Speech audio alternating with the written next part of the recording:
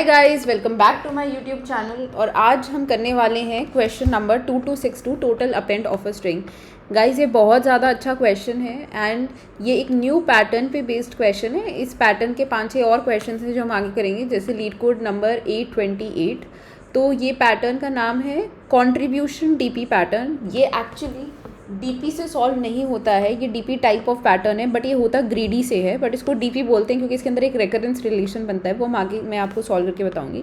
तो इस क्वेश्चन में हमें total appeal of a string बताना है। अपील क्या है? किसी भी स्ट्रिंग की अपील मतलब the number of distinct characters. So appeal is a count of distinct characters, जैसे ए बी बी सी ए।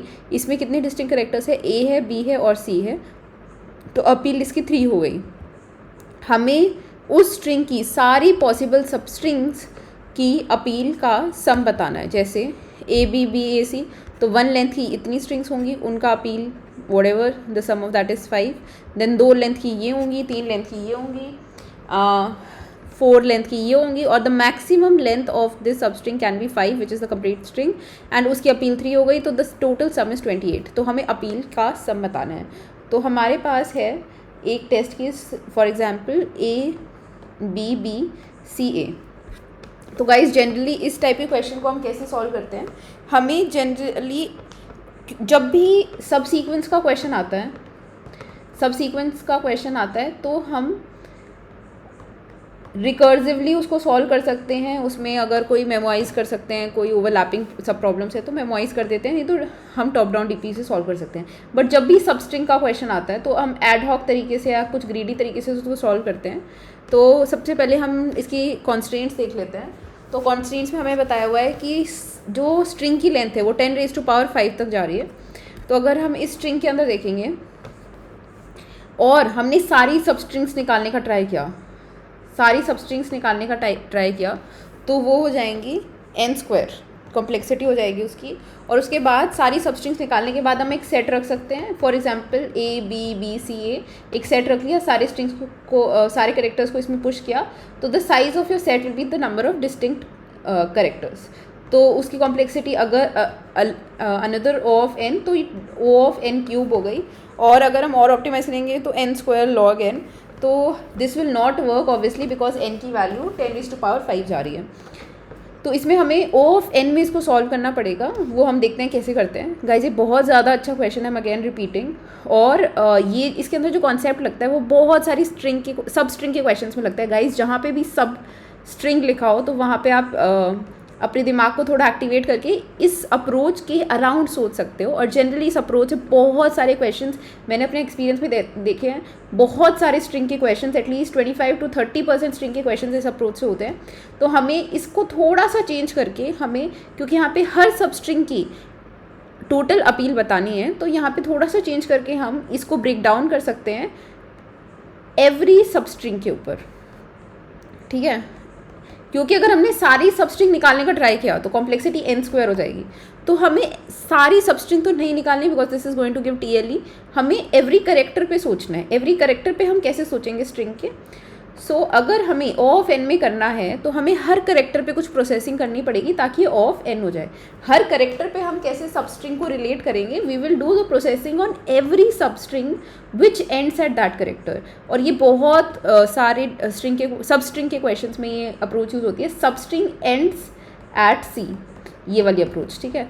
तो for example A B B C A है, तो हर पे हम देखेंगे कितनी सबस्ट्रिंग्स एंड हो रही हैं। Let's say the first character which is A, the second character which is B, the third character which is again B, fourth is C and fifth is A। तो यहाँ पे अगर हम सबस्ट्रिंग्स देखें तो A पे कितनी एंड हो रही है? A खुद।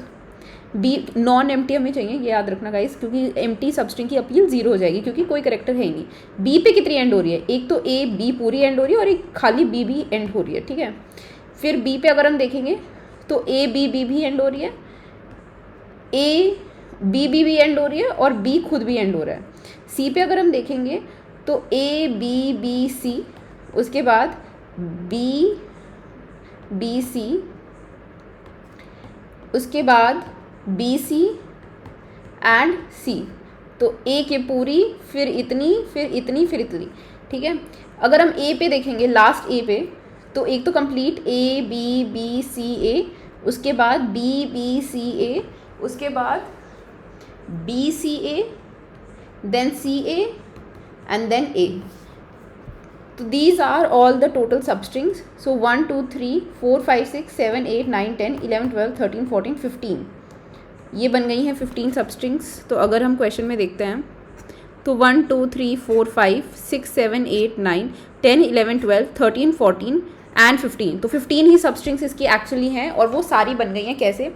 हर सबस्ट्रिंग के क्वेश्चन को चेंज कर लो.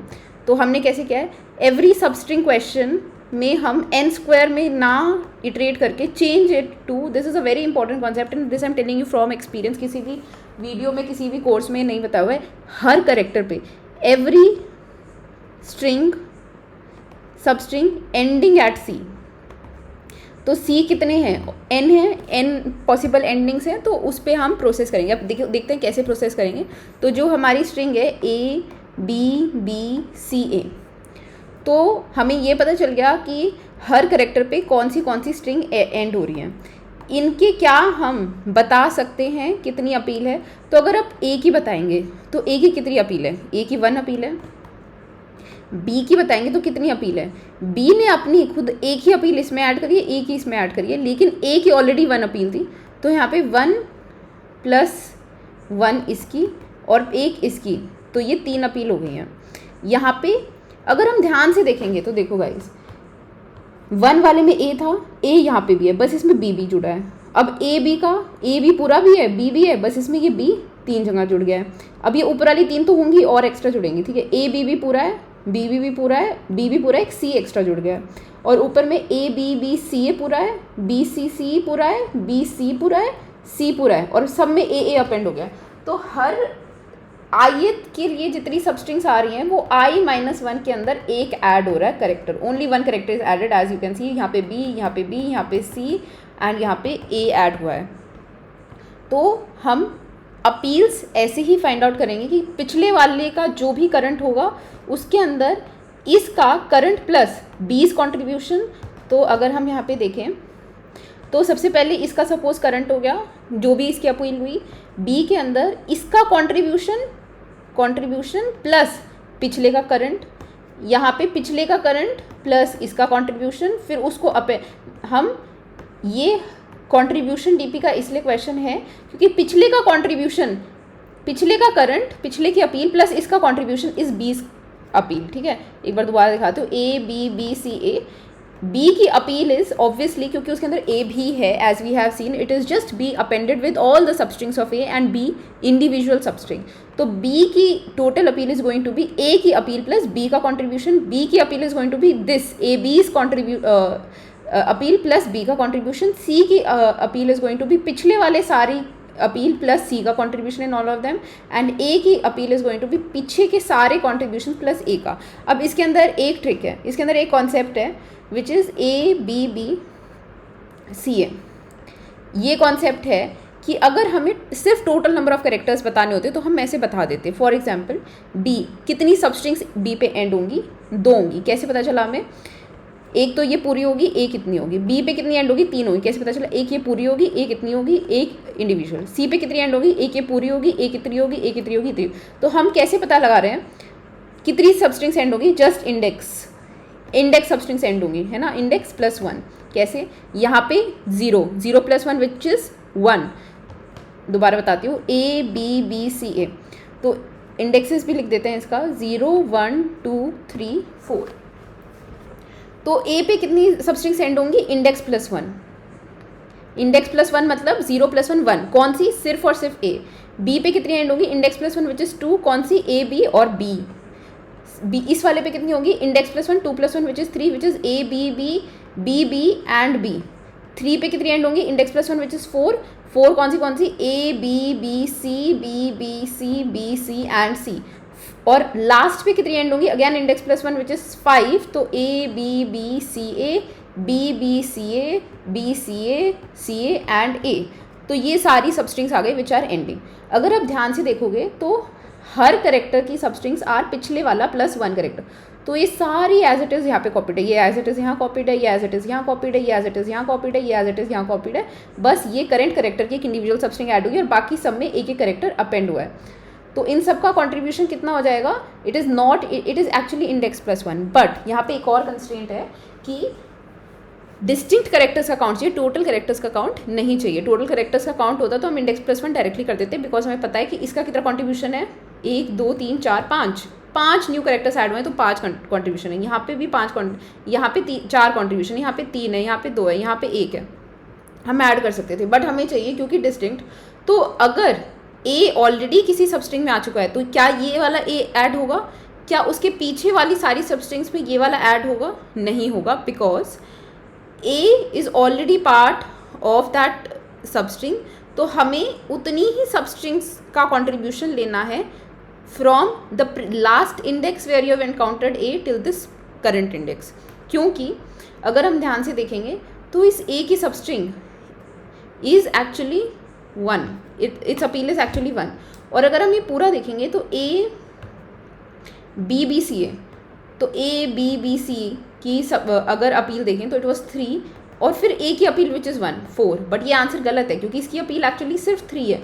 तो हमें इस वाले ए को इंक्लूड नहीं करना है, हमें बी बी सी ए लेना है। तो बी बी सी ए जब हम लेंगे तो 4 - 1 विच इज़ 3 कॉन्ट्रीब्यूशन उसमें ऐड हो जाएगा। वैसे ही इन सब में तो हमें लास्ट इंडेक्स रखना होगा जब हमें सेम इंडेक्स, जब हमें सेम करेक्टर मिला था, और करंट माइनस ए, मतलब ये ही वो सबस्ट्रिंग्स के एंडिंग हैं जहाँ पर ए अलग से दोबारा आ रहा है, एंड इसलिए इसका कंट्रीब्यूशन हम लास्ट इंडेक्स से लेंगे। मैं एक बार इंप्लीमेंट करके आपको बता देती हूँ।